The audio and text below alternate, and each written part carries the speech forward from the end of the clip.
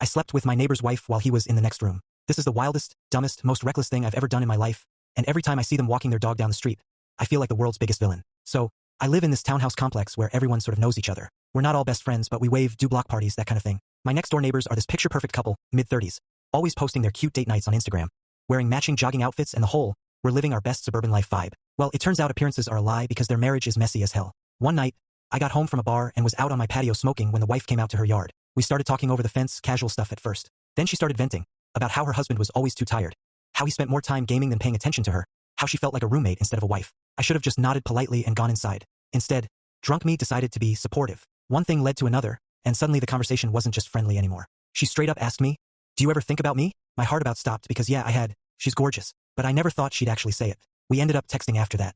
It got flirty fast, like real fast. Within a week, she was sneaking over when her husband was working late. It was supposed to be a one-time thing, but the adrenaline, the secrecy, it was freaking addictive. And then came the night that still makes my stomach tighten when I think about it. Her husband invited me over for beers. Totally normal. We were sitting in the living room, him rambling about his fantasy football team, while she kept giving me these looks from the kitchen. When he went upstairs to grab something, she whispered, "Follow me." I swear I thought she was joking, but she led me into the laundry room, shut the door, and kissed me. Full-on, reckless, can't turn back kind of kiss. I told her she was insane. She laughed and said, "That makes two of us." We hooked up there in the laundry room, while her husband was literally 20 feet away upstairs. The whole time, my brain was screaming, what if he comes down? What if he hears us? But my body wasn't listening. It was messy, rushed, and absolutely insane. When it was over, I slipped back onto the couch like nothing happened. He came back down with chips and offered me some, completely oblivious. I don't think I've ever felt more like a terrible human being. Here's the kicker.